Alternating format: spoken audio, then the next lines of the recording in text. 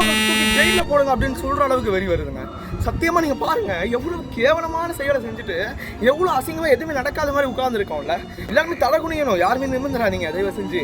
ஏன் அப்படிலாம் அந்த அளவுக்கு ஒரு மோசமான ஒரு விஷயம் சுதந்திர தினத்தை அனுசரிச்சிங்கல்ல, ஜெய்ஹிந்த் ஜெயந்த் இந்திய தேசத்துக்கு சுதந்திரம் கிடைச்சிச்சு வந்தே மாத்திரம்னு சொன்னீங்கல்ல, அதுக்கு ஒரு நாள் முன்னாடி நடந்திருக்கு. இந்த தேசத்தினுடைய இன்னொரு கருப்பு நாள் அந்த அன்னைக்கு எழுதப்பட்டிருக்கு. என்னடா என்ன நடந்திருக்கு, இவ்வளோ எமோஷனாக பேசுகிற, ஆக்டிங் பண்ணுறியா, சிம்பத்தி ஏதாச்சும் கிரியேட் பண்ணுறியானா, ஏதாவது சொல்லிட போகிறேன். கண்டிப்பாக சீரியஸாக அந்த அளவுக்கு மோசமான ஒரு விஷயம் தான் நடந்திருக்கு. இப்போ நான் இதை பேசினாலும் எதுவும் மாற போகிறதில்ல அப்படின்னு நினச்சிதான் இது 3 days ஆகியும் நான் பேசாமல் இருந்தேன். ஆனால் இன்னைக்கு அந்த கேஸோட இதை எடுத்து பார்க்குறப்போ அந்த அளவுக்கு கையெல்லாம் நடுங்குதுங்க. அந்த அளவுக்கு அந்த இறந்தவங்களை கொடூரமாக இது பண்ணியிருக்காங்க.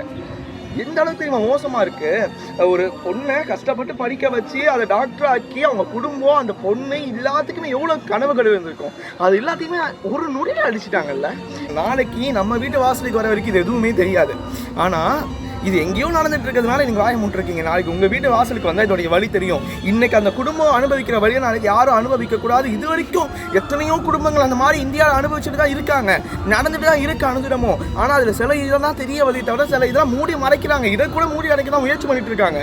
நீங்கள் பார்த்தீங்கன்னா ஒரு பொண்ணை கஷ்டப்பட்டு ஹாஸ்பிட்டலுக்கு அனுப்பி அந்த பொண்ணு 36 hours ஒர்க் பண்ணி ரெஸ்ட் எடுக்க ப்ராப்பரான இடம் இல்லாமல் 3வது மாடியில் இருக்கக்கூடிய ஒரு செமினார் ஹாலுக்கு போய் அங்கே ரெஸ்ட் எடுக்க ட்ரை பண்ணுறாங்க.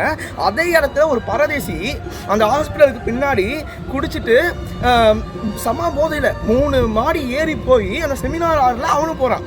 அந்த இடத்துல அந்த பொண்ணை எந்த அளவுக்கு மோசமாக ஒரு மிருகம் நடந்துக்கிறத விட நடந்துக்க முடியுமோ அந்த அளவுக்கு எக்ஸ்ட்ரீம் லெவலுக்கு போயிட்டு ஒரு மிகப்பெரிய கேவலமான விஷயத்தை செஞ்சுட்டு எதுவுமே நடக்காத மாதிரி அந்த அப்படியே சாதாரணமாக அப்படியே அவன் வீட்டில் போயிட்டு தூங்கிட்டு காலையில் எஞ்சி ட்ரெஸ்ஸை க்ளீன் பண்ணுற அளவுக்கு அவ்வளோ ரிலாக்ஸ்டாக பண்ணிகிட்டு இருக்கான். அது எல்லாத்தையுமே அந்த ஹாஸ்பிட்டலில் இருக்கிறவங்க பார்க்கவே இல்லாத மாதிரி விஷயங்கள் நடந்திருக்கு. அதுக்கப்புறம் போலீஸ் போய் அவனை கண்டுபிடிச்சி இதுக்கப்புறம் இன்னும் நிறைய பேர் சம்மந்தப்பட்டிருக்காங்க அப்படின்னு சொல்லி இந்த கேஸை போலீஸ் மேலே நம்பிக்கை இல்லாமல் அந்த ஸ்டேட் சிபிஐக்கு மாற்றிருக்காங்க. இப்போ பூரா ரத்தம் அப்படின்ற போது அதோடைய வலிகள் எந்த அளவுக்கு இருக்கும், அது அந்த விஷயத்தை அந்த வலிகளை எப்படி எக்ஸ்போஸ் பண்ணியிருக்கோம், எந்த மாதிரியான ஒரு இன்னலுக்கு நெருக்கடியான சூழ்நிலைக்கு உள்ளாகிருக்கும் அப்படின்னு சொல்லி யோசிக்கும் போது அது எப்படி தெரியுமா இருக்குது. நம்ம வீட்லேயுமே எத்தனையோ பெண்கள் இருக்காங்க, நம்மளும் எத்தனையோ பெண்களை பார்த்துட்டு இருக்கோம். எல்லாருமே பெண்களை தாயாக பார்க்கணும், பெண்களை தெய்வமாக பார்க்கணும் அப்படின்னு சொல்கிற ஒரு இடத்துலேருந்து இவ்வளோ ஒரு கேவலமான செயலை செய்யும் போது அது எப்படி தெரியுமா இருக்குது. எவ்வளோ கேவலமான தருவீங்கல்ல நம்ம. நீங்க ஆக்சுவலா என்ன சொல்றோம் அப்படின்னா, இந்த ட்ரக் அப்படின்ற ஒரு விஷயம் எந்த அளவுக்கு ஒரு விஷயத்த மாத்திருக்கு, எந்த அளவுக்கு ஒரு விஷயத்த செய்ய தூண்டுது அப்படின்னு பாருங்க.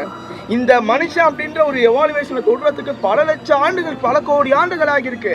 ஆனா அது எல்லாத்தையுமே மாத்திட்டு இருக்கு இந்த ட்ரக்ஸ்.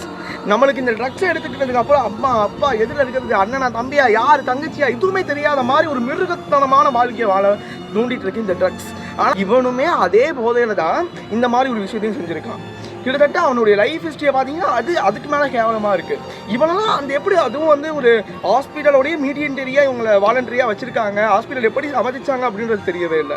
அதில் விசாரிக்கக்கூடாது, எல்லாருக்குமே டக்குன்னு தெரிஞ்சிடக்கூடாது அப்படின்னு சொல்லி இடிச்சு கட்டுவாங்களா கன்ஸ்ட்ரக்ஷன் ஒர்க்கு. இந்த டைமில் பண்ணிட்டு இருக்காங்களா. ஒரு ஹாஸ்பிட்டலில் விசாரிக்க போகிற இடத்துல கன்ஸ்ட்ரக்ஷன் ஒர்க் நடந்துட்டு இருக்கு. ஸோ அதனால சில விஷயங்கள்லாம் பாதிக்கப்பட்டிருக்கு. சில சிசிடிவி கேமராவுடைய ஃபுட்டேஜ் கூட அழிஞ்சிச்சுன்னு சொல்கிறாங்க. அவ்வளோ கேவலமாக இருக்குன்னு பார்த்துக்குங்க. இன்னைக்கு இந்த வீடியோவை 4 செவத்துலேருந்து பார்த்துட்டு இருக்கோம். சரிங்களா, 4 செவத்துல பார்த்துட்டு ஐயோ அப்போ அப்படின்னு சொல்லிட்டு இதோட முடிச்சுட்டு நீங்கள் பாட்டு உங்கள் வேலையை செய்ய போகிறீங்க. நாளைக்கோ இன்னைக்கோ ஒரு கோட்டோடைய ட்ரைலர் வரப்போது அதை பார்த்துட்டு எல்லாரும் சந்தோஷமாக என் தலைமை இப்படின்னு சொல்லி ஒரு பொழுதுபோக்கை நோக்கி போயிடுவீங்க. ஆனால் அந்த குடும்பத்துடைய வழிகள் உங்களுக்கு தெரிகிற வரைக்கும் இது நடந்துக்கிட்டு தான் இருக்கும்.